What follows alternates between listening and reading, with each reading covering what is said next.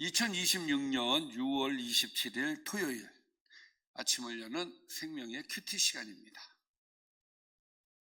오늘 말씀은 나훔 2장 1절에서 7절 말씀으로 공의의 심판 속 영광의 회복이라는 제목으로 함께 말씀을 나누도록 하겠습니다.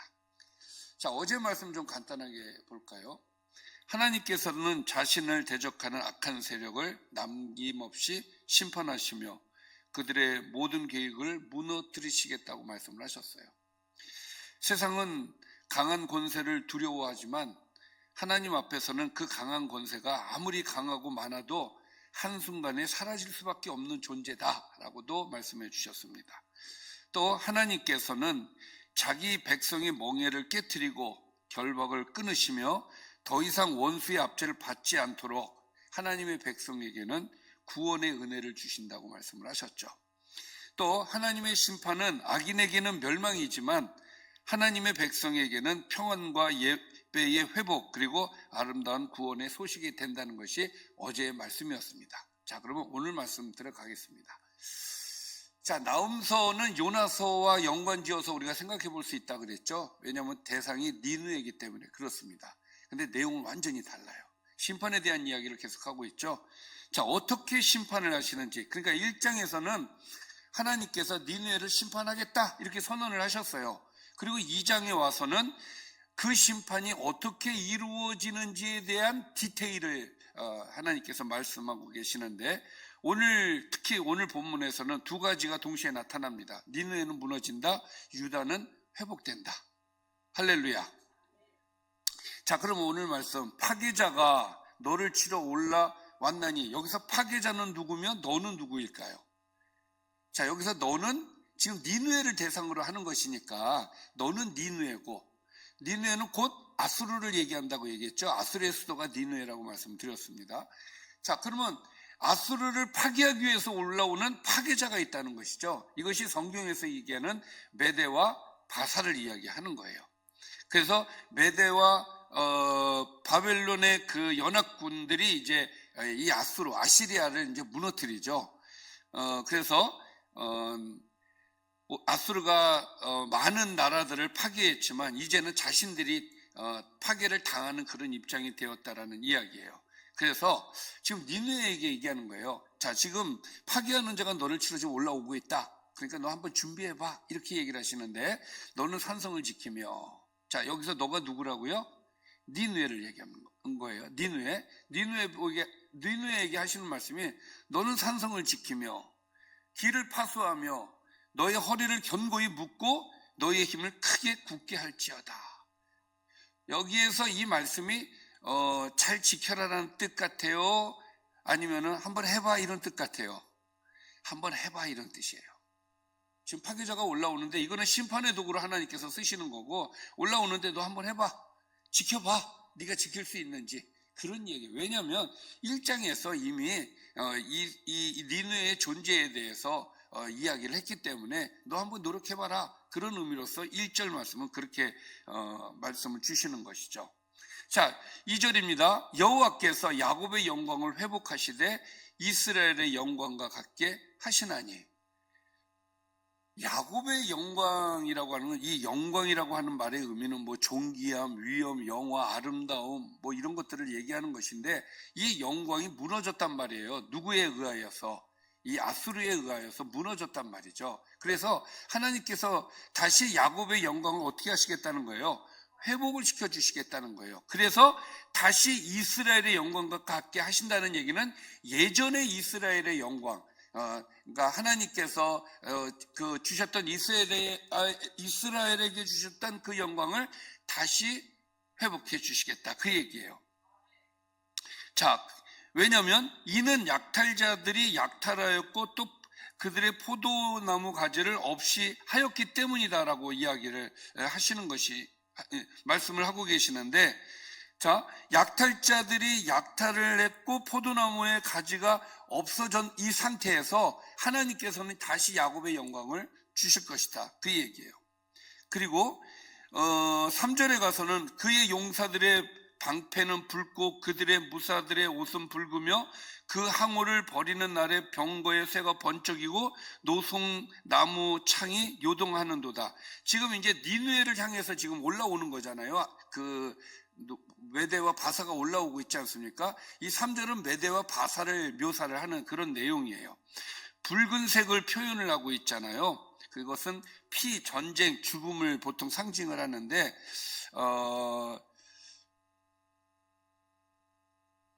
어쨌든 그렇게 전쟁이 일어난다는 의미로서 우리가 이것을 좀 보면 좋을 것 같고요. 그리고 그 항우를 버리는 날에, 이 항우라는 말이 좀 우리가 잘 쓰지 않는 용어로 해서 이 항우라는 말이 군대의 대여를 얘기하는 거예요.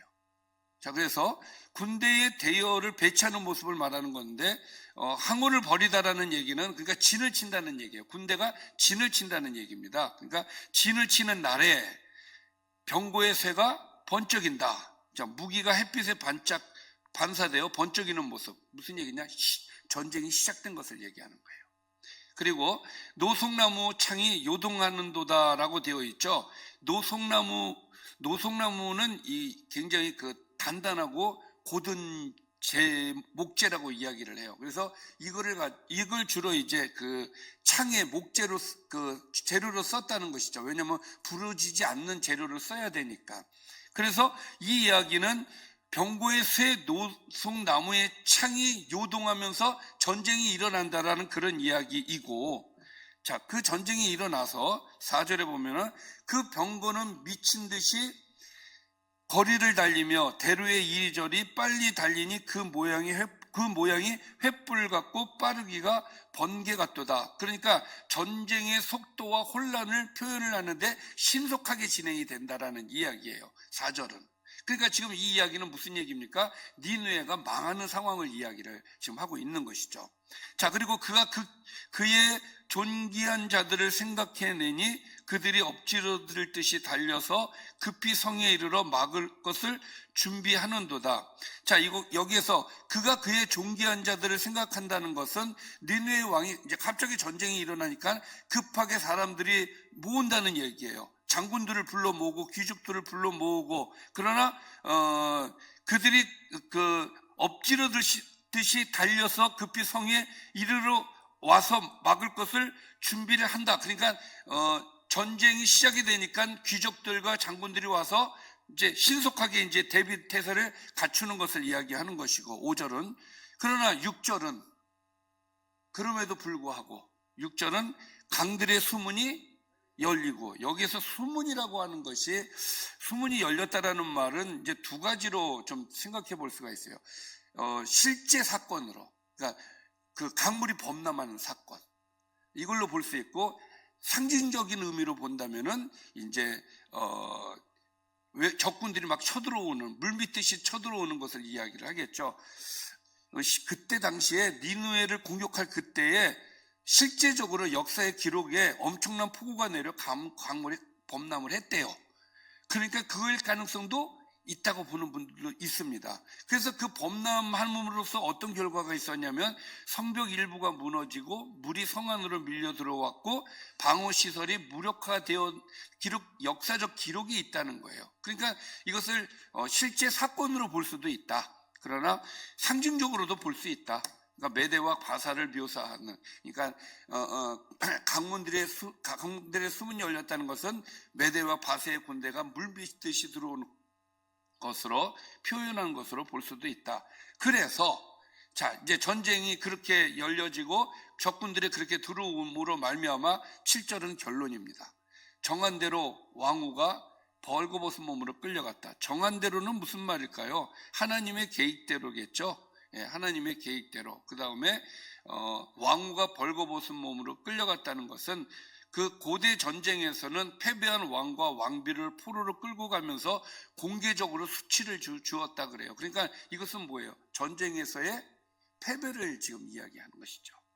자, 그래서 함께 있던 그 모든 시녀들이 가슴을 치며 비둘기같이 슬피 운다. 이제 따라가면서 이제 가슴을 치면서 우는 그런 모습들을 얘기하는 것이죠. 그러니까 7절은 아수르가 망해가지고 끌려가는 장면을 지금 묘사를 지금 하고 있는 거예요. 그러니까 오늘 말씀은 1장에서 니느웨에 대한 심판을 선언하셨어요. 심판한다 라고 이야기를 하였다면은 2장에서는 어떻게 진행이 되어지는지에 대한 디테일을 지금 얘기하는 거예요. 그래서 메대와 바사가 어떻게 밀려 들어왔고 그 다음에 이 사람들이 어떻게 전쟁에서 져서 상황이 어떻게 되었는지에 대한 얘기가 오늘 말씀이 되겠습니다. 자, 오늘 말씀의 정리는 카페를 보시면 거기 정리되어 있습니다. 그걸 보시면 되겠습니다. 결국은 오늘 말씀은 하나님께서 인간의 힘과 권세가 얼마나 덧없는지를 보여주시는 내용이에요. 세상이 자랑하는 영광은 한순간에 사라질 수 있다. 그러나 하나님께서 주시는 영광은 하나님께서 친히 지키시고 회복해 주신다는 것을 우리가 생각해 볼 수 있겠죠. 그러므로 우리는 세상의 권세를 의지하기보다는 겸손하게 하나님을 의지하고 그분이 주시는 참된 영광을 소망하면서 살아야 한다는 것이 오늘 본문이 주는 교훈이 되겠습니다. 기도하겠습니다. 살아계신 아버지 하나님, 우리에게 은혜를 주신 하나님을 찬양합니다. 하나님, 끝까지 우리를 지켜주시는 줄 믿습니다. 우리는 주님의 은혜에 감사하여 날마다 주를 위해 살기에 부족함이 없도록 인도하여 주옵소서. 예수님의 이름으로 기도드리옵나이다. 아멘.